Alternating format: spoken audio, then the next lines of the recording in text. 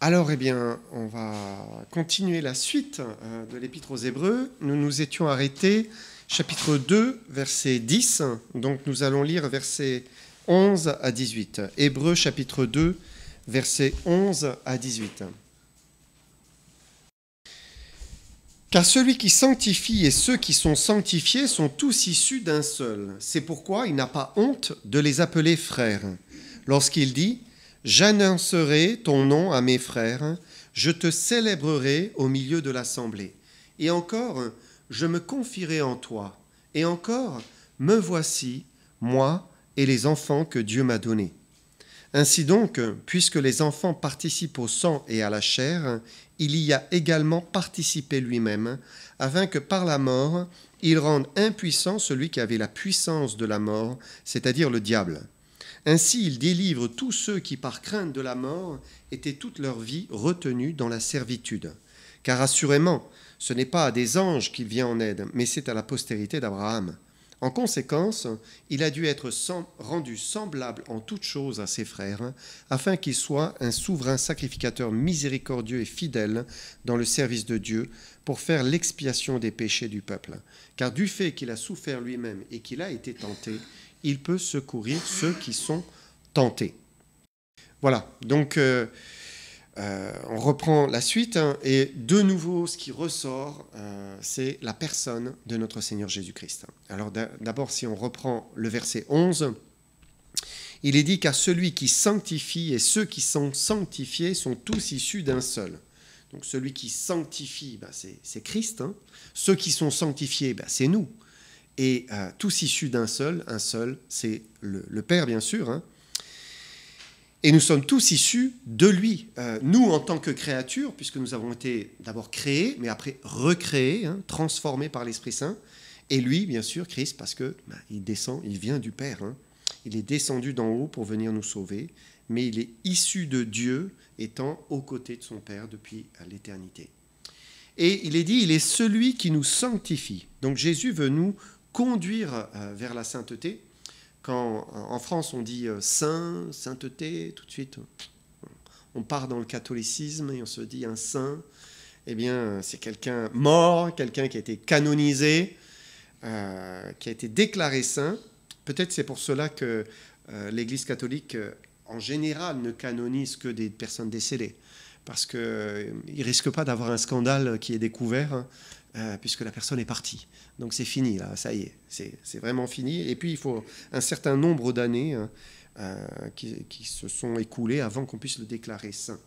C'est pas ce que la Bible enseigne. La Bible enseigne que ceux qui sont saints étaient toujours des chrétiens vivants. C'était toujours des chrétiens qui étaient là, qui étaient convertis. Bien sûr, il y a les morts dans le Seigneur, parce que des chrétiens décédés, et eux aussi étaient saints. Ils étaient morts dans le Seigneur, mais ils étaient saints avant de mourir. Ils avaient été déclarés saints par Dieu. Et c'est Dieu qui déclare saint un pécheur. Et ce pécheur qui a cru et qui est venu se cacher en Jésus. Et c'est ça qui fait que Dieu le couvre et lui donne la sainteté. Elle lui est offerte comme un cadeau, comme une grâce. Jésus a été fait sainteté pour nous, il a été fait sanctification pour nous. Ça ne veut pas dire non plus que le chrétien n'a rien à faire. Lorsqu'on est en Christ, il y a quand même des efforts à fournir. Mais la sainteté, c'est quelque chose qui nous a été donné. La sainteté, c'est notre position. En Christ, nous sommes saints. Voilà, nous sommes déjà saints dans les lieux célestes. Et puis après, il y a notre condition, c'est ce que nous sommes avant de parvenir à cette position, le jour où nous rejoindrons le Seigneur. Et il y a notre condition, et notre condition, elle n'est pas toujours très sainte. Notre condition, elle fluctue. Lorsque nous marchons avec Christ, que nous sommes en communion, dans la lumière, nous sommes saints, comme il est saint. Et puis, si nous nous écartons, nous tombons, de nouveau, c'est plus la sainteté qui se manifeste, mais c'est le moi, c'est la chair, c'est le péché. Parce que bien souvent, on lâche la main du Seigneur et on perd finalement Christ, puisque Christ veut remplir notre vie. Mais voilà, le cheminement, c'est la sanctification. C'est ce que Dieu appelle la sanctification. Dieu veut faire rejoindre notre condition jusque notre position en Christ. Et Jésus est celui qui nous sanctifie. Il est celui qui va travailler dans nos vies, qui va agir pour nous métamorphoser finalement, hein, petit à petit à sa ressemblance. La sainteté, ce n'est pas un état céleste auquel on doit rêver, hein, mais c'est plutôt une transformation que Dieu opère dans la vie de tous les jours. Chaque jour, Dieu nous accorde, hein, de nous rapprocher de lui. À la fin de l'Épître aux Hébreux, on lit ce verset. Il dit « Recherchez la paix avec tous et la sanctification, sans laquelle personne ne verra le Seigneur. » Donc la sanctification est importante. C'est quelque chose qu'il nous faut rechercher, hein, poursuivre, hein, et atteindre finalement en Jésus. Jésus étant celui qui nous sanctifie jour après jour. Il a cette puissance. Hein. Comment ? Bien, en nous libérant de nos péchés récurrents, en nous changeant dans nos mauvaises habitudes, hein, en nous purifiant de tout ce qui abaisse, qui avilit, qui souille, qui corrompt l'âme. Et en faisant de nous des enfants de Dieu, marchant avec lui, joyeux dans le Seigneur. Hein. Joyeux dans le Seigneur. Et on peut dire que Jésus a tout fait pour pouvoir nous sanctifier. La dernière fois, on avait vu, hein, il a tracé la voie, il est notre guide, il a vraiment été le conducteur, le prince de notre salut. C'est pour cela qu'il est descendu sur terre. Et ce soir, on va voir trois choses. On va voir que Jésus s'est fait notre frère, il s'est fait notre sauveur et il s'est fait notre souverain sacrificateur. Et tout cela pour nous conduire vers la sainteté qui veut nous donner en lui-même, hein, et nous rendre semblables à l'image de lui-même. Verset 11. C'est pourquoi il n'a pas honte de les appeler frères lorsqu'il dit « J'annoncerai ton nom à mes frères ». Je te célébrerai au milieu de l'assemblée, et encore je me confierai en toi, et encore me voici moi et les enfants que Dieu m'a donnés. Et là on voit l'humanité de notre Seigneur. Il est descendu jusqu'à nous, jusqu'à devenir notre frère, et on n'a pas simplement affaire à Dieu, hein, notre Créateur, quand nous parlons de sanctification, mais on a affaire à un frère. Il est notre frère. Jésus, il est dit, n'a pas honte de nous appeler frères. Ça veut dire qu'il est descendu à notre niveau terrestre. Hein. Il s'est fait homme. Pourquoi faire ? En fait, pour nous sauver, nous donner son esprit et nous élever à son niveau à lui, c'est-à-dire son niveau céleste. Hein. Il est descendu sur la terre pour nous monter jusqu'au ciel. Alors, il parle de nous comme des frères. Nous sommes sa famille. Hein. Et l'auteur de l'Épître nous donne 3 citations de Christ. Donc la première, dans le texte là, c'est « J'annoncerai ton nom à mes frères ». Donc il est en train de citer le psaume 22. Donc c'est un psaume prophétique, vous vous souvenez, psaume de la crucifixion, psaume 22. On peut y lire les angoisses de la croix lorsqu'il il était entouré d'une bande de scélérats qui tournaient autour de lui. Et il va dire dans ce psaume « Ils ont percé mes mains et mes pieds, je pourrai compter tous mes os. » Et enfin, il dit cette parole, « J'annoncerai ton nom à mes frères. » Ça, c'est la résurrection. Hein. C'est la résurrection. Christ est dans le jardin, il y a Marie qui pleure parce que Christ a disparu, et c'est alors qu'elle le voit, et il lui dit, « Va trouver mes frères, et dis-leur que je monte vers mon Père et votre Père, vers mon Dieu et votre Dieu. » C'est beau, hein ? Finalement, c'est l'accomplissement de la prophétie. Il annonce le nom de Père, hein, à ses frères et sœurs. Hein. Et par sa résurrection, ce qui signifie sa victoire sur la mort, Jésus peut parler maintenant de ses frères. Nous sommes ses frères, nous sommes ses sœurs. Hein. Dieu sera maintenant leur Dieu, leur Père. Hein. Donc, par anticipation, voilà, il dit déjà, vous êtes ma famille. Nous sommes de la même famille. Et il va le réaliser, on peut dire, à la Pentecôte, hein, en donnant son esprit. Puisque l'esprit nous donne d'être réellement frères et sœurs en Jésus-Christ. Nous sommes unis par ce lien spirituel, hein, ce lien de l'esprit. Nous sommes plus des personnes lointaines vis-à-vis de Dieu, mais vraiment, voilà, il y a un lien, hein, comme il peut y avoir un lien du sang dans la chair avec nos parents dans la chair, il y a un lien dans l'esprit avec notre Dieu désormais. Deuxième citation qui nous est donnée dans l'Épître, hein, verset 11, « Je me confierai en toi ». Donc c'est une citation d'Ésaïe, chapitre 8, qui est attribuée à notre Seigneur. Et ce qui est touchant, c'est que Jésus est descendu, il il a vécu une vie d'homme et il a vécu exactement comme nous. Il s'est confié en son Père, alors qu'il était sur terre. Hein. Auparavant, il était assis à la droite du Père. Il était égal à Dieu, son Père. Mais sur terre, il prend un corps d'homme et là, il se confie en son Père. Voilà, comme un homme qui prie son Père céleste. Hein. Il a fait ce que nous devons tous faire, nous en tant qu'hommes. Hein. Lever les yeux vers le ciel et dire « Mon Père, j'ai besoin de toi, je me confie en toi, secours-moi ». Jésus s'est confié dans le Père. Combien plus nous devons nous confier dans le Père. Et Jésus a pris la position de l'homme. Durant tout son séjour sur terre, eh bien, il a pris cette position, il a vécu comme un humain, hein, avec les besoins et les limites humaines, lesquelles nous obligent à nous confier. Hein. C'est justement parce que nous sommes limités, parce que nous n'arrivons pas, parce que nous sommes faibles, que eh bien, Dieu dit, confiez-vous en l'Éternel, confiez-vous en moi. Troisième citation, c'est la suite du passage d'Ésaïe 8. Me voici, moi et les enfants que Dieu m'a donnés. Alors c'est touchant, il y a encore une notion familiale. Christ est à la fois notre frère, il est le grand frère en fait, hein, notre grand frère, mais il est aussi notre maître et notre Seigneur. Et Dieu le Père nous a donc donné à lui, hein, c'est ce qu'on lit en Jean 17, vous vous souvenez la prière sacerdotale, Christ a autorité, il est notre grand frère, mais il a autorité sur nous.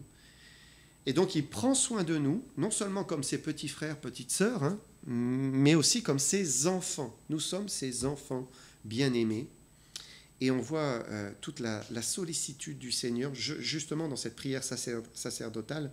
Il va dire, je vous le rappelle, hein, « Je me sanctifie moi-même pour eux, afin qu'eux aussi soient sanctifiés par la vérité. » Et c'est touchant.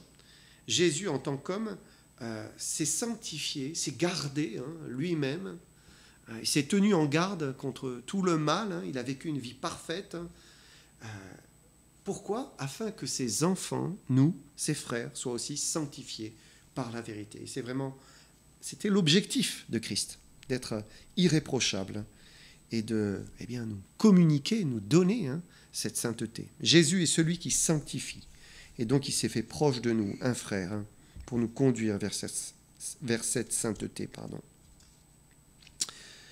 Jésus est notre frère, mais Jésus est aussi notre sauveur.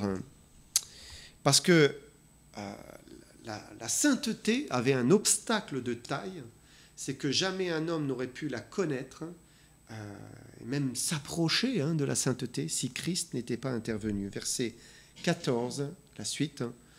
Ainsi donc, puisque les enfants participent au sang et à la chair, il y a également participé lui-même, afin que par la mort, il rende impuissant celui qui avait la puissance de la mort, c'est-à-dire le diable. Ainsi, il délivre tous ceux qui, par crainte de la mort, étaient toute leur vie retenus dans la servitude. Car assurément, ce n'est pas à des anges qu'il vient en aide, mais c'est à la postérité d'Abraham. Donc, il dit que Jésus a participé au sang et à la chair, il a goûté à notre humanité, c'est ce qui fait que il n'est pas lointain, hein, mais il est quelqu'un qui nous connaît, quelqu'un qui nous comprend. Comment vraiment comprendre une personne quand on ne vit pas ce qu'elle vit ? On essaye, hein. On ne peut pas tout vivre pour tout comprendre, c'est pas possible. Mais c'est sûr que c'est plus difficile quand on ne vit pas une chose, hein, quand quelqu'un la vit, eh bien là. Mais lui, eh bien, il s'est fait chair. La parole s'est faite chair, hein, et c'était nécessaire, hein, puisque le diable avait la puissance de la mort.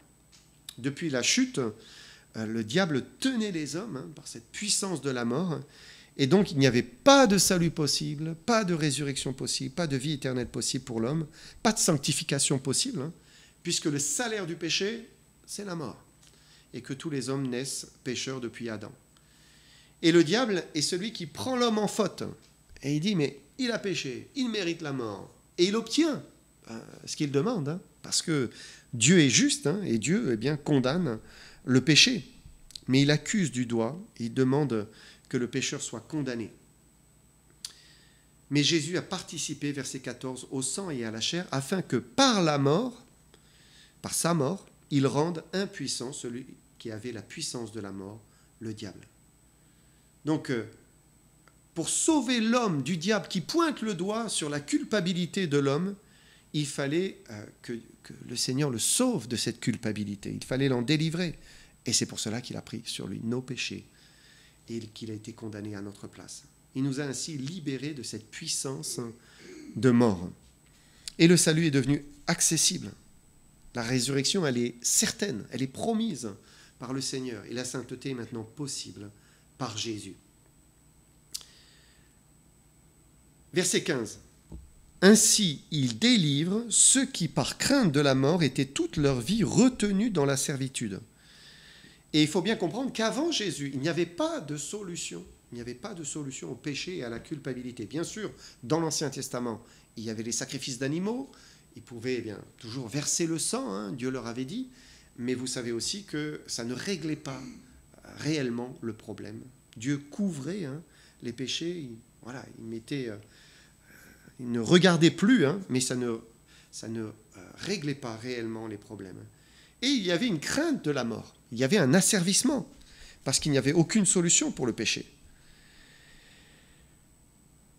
Maintenant, il ne faut pas croire que la crainte de la mort, elle est réglée aujourd'hui, dans le sens où beaucoup, aujourd'hui encore, craignent la mort. Quand ça m'est arrivé, en faisant des recherches, tomber sur des forums où je trouvais des personnes qui partageaient leur angoisse de la mort. Ils avaient peur, parce que c'est l'inconnu. On ne sait pas ce qui se passe. Pour celui qui n'a pas Jésus-Christ pour sauveur, qui ne le connaît pas personnellement, ça peut générer des angoisses. C'est un saut d'où on ne revient pas. Les autres ne sont jamais revenus, ceux qui sont partis avant nous. Et donc, du coup, ça suscite la peur. Après, il y en a qui dédramatisent la mort, bien sûr, et qui vont dire, de toute façon, une fois qu'on est bien mort, on est mort. Une fois qu'on est mort, on est bien mort. Donc, il n'y a plus rien après la mort. C'est l'annihilation. Voilà, on n'existe plus. C'est fini. Et cette pensée, elle vise à rassurer l'homme qui ne croit pas en Dieu. Mais c'est quelque chose, finalement, se dire qu'après la mort, c'est fini, il n'y a plus rien, ça ôte toute raison de vivre. Finalement, que fait-on là, s'il n'y a plus aucune espérance. Mais l'homme arrive à penser à cela, mais le jour J, souvent, il y a des changements. Le jour J, quand on est sur son dernier lit, il y a la peur qui refait surface, souvent, parce qu'au fond de nous, nous le savons, il y a l'éternité. Dieu a mis dans notre cœur la pensée de l'éternité, et donc nous savons bien qu'il y a quelque chose après.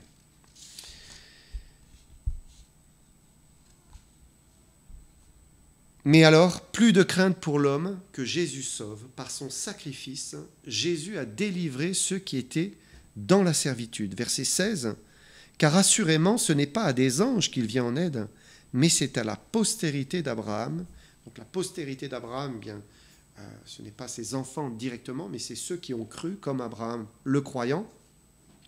Et quelle grâce, Jésus est descendu au-dessous des anges pour un peu de temps, pour nous secourir.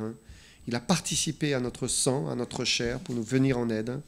Et l'expression « venir en aide », c'est la traduction d'un mot grec qui dit « tendre la main », saisir par la main, sauver quelqu'un du péril. Donc c'est ça, tendre la main. Jésus est venu nous tendre la main pour nous sortir de notre vie de péché. Pour le peu, bien sûr, que nous soyons de la postérité d'Abraham, que nous ayons cru, Jésus nous vient en aide. Dieu nous impute sa justice, il nous donne sa justice. Verset 17. En conséquence, il, donc Christ, a dû être rendu semblable en toutes choses à ses frères, afin qu'il soit un souverain sacrificateur miséricordieux et fidèle dans le service de Dieu, pour faire l'expiation des péchés du peuple. Car du fait qu'il a souffert lui-même et qu'il a été tenté, il peut secourir ceux qui sont tentés. Donc Jésus s'est fait notre frère, Jésus s'est fait notre sauveur, notre libérateur du diable et de la mort, mais il s'est fait aussi notre souverain sacrificateur. Troisièmement. Alors, on va voir plus tard, on va parler du souverain sacrificateur dans l'Épître aux Hébreux parce qu'il en parle largement, il développe cela. Mais ici, l'accent est mis sur une qualité de Jésus, notre sacrificateur. Il dit qu'il a été rendu semblable en toutes choses à ses frères. Dans l'Ancien Testament, le souverain sacrificateur intercédait pour le peuple d'Israël. C'est lui qui s'approchait de Dieu dans la tente d'assignation. Il répandait le sang d'un animal pour le peuple qui était coupable. Et Dieu, comme je vous l'ai dit, couvrait le péché en attendant que Christ vienne. Mais Jésus est l'accomplissement. Il est l'accomplissement de l'image de l'Ancien Testament. Jésus est le vrai souverain sacrificateur qui apporte son propre sang pour faire l'expiation réelle, totale, parfaite de nos péchés. Mais pour ce faire, il est dit que Dieu a voulu qu'il soit rendu semblable en toutes choses à ses frères, c'est-à-dire à nous. Ça signifie que le Père, durant 33 ans, a placé son Fils unique dans toutes les situations possibles, toutes celles que nous vivons, nous, encore aujourd'hui, et il fallait qu'il soit comme nous, qu'il vive ce que nous vivons. Il fallait qu'il vive l'épreuve de la solitude, l'épreuve de la tentation, l'épreuve d'un manque dans sa chair, l'épreuve de la convoitise, de l'insatisfaction, l'épreuve de la tristesse, l'épreuve de la souffrance, l'épreuve de la provocation. Et on pourrait continuer comme cela. Voilà. En fait, il a fallu qu'il vive toutes les épreuves parce qu'il devait vivre ce que nous vivions et ce que nous vivons. Et c'est ainsi qu'il peut être un souverain sacrificateur miséricordieux et fidèle. Pour qu'il ait miséricorde pour nous, il fallait qu'il nous comprenne. Et pour nous comprendre, il fallait qu'il vive ce que nous vivions. Et Jésus a vécu tout cela. Et c'est merveilleux. C'est merveilleux de se dire que Jésus me comprend parce qu'il a vécu aussi ce que moi je peux ressentir à un moment dans ma vie. Parfois on tombe, on est démonté, on est abattu, et on regarde Dieu peut-être avec une certaine appréhension, une crainte. Mais par sa grâce, il nous pardonne, il nous relève. Sa miséricorde nous enveloppe, nous entoure de ses bras. Pourquoi ? Parce qu'il sait ce que nous vivons. Il connaît notre souffrance, il voit nos luttes aussi, et il est fidèle. Il ne justifie jamais le péché, mais il a de la compréhension et de la miséricorde. Et il fait ainsi l'expiation de nos péchés avec justice et équilibre. Mais il ne veut pas qu'on demeure dans le péché. Et toute son œuvre est pour la délivrance de notre péché. Alors il s'est fait notre frère, il s'est fait notre sauveur, il s'est fait notre souverain sacrificateur pour nous conduire vers la sainteté. Verset 18, du fait qu'il a souffert lui-même et qu'il a été tenté, il peut secourir ceux qui sont tentés. C'est touchant. Jésus a souffert nos souffrances, il a été tenté. Certains se sont posé la question, mais est-ce que Jésus a vraiment été tenté, puisqu'il est Dieu ? Mais en fait, on ne doit pas remettre en question cela. Jésus n'aurait pas été rendu semblable en toutes choses à ses frères s'il n'avait pas été tenté comme nous. Et puis on peut dire, peut-on dire qu'il y a tentation si on n'est pas capable d'y céder ? Il n'y a pas de tentation si on est incapable d'y céder. S'il a été tenté, c'est qu'il pouvait y céder. Donc il a connu un attrait du péché, mais jamais il n'a cédé. Et puis on peut se demander s'il aurait pu avoir vraiment de la compassion et de la miséricorde s'il n'avait jamais pu pécher. La souffrance que nous éprouvons parfois dans la lutte contre le péché aurait été abstraite pour lui s'il n'avait pas tout vécu. Mais il l'a vécu, il l'a connu, il l'a enduré. Maintenant, on peut dire peut-être que Christ ne pouvait pas pécher dans un sens psychologique. C'est-à-dire, quelqu'un peut dire « Oh, je ne trahirai jamais mon pays » ou « Je ne tromperai jamais mon épouse ou mon mari ». Et ce n'est pas qu'on n'a pas la capacité physique de le faire, mais psychologiquement, il y a une barrière, c'est impossible. Non, c'est impossible.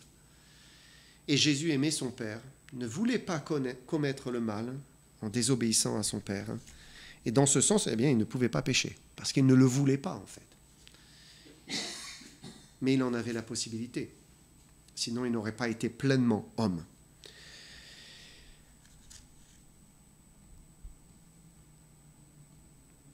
Dieu ne peut pas être fatigué ou affamé.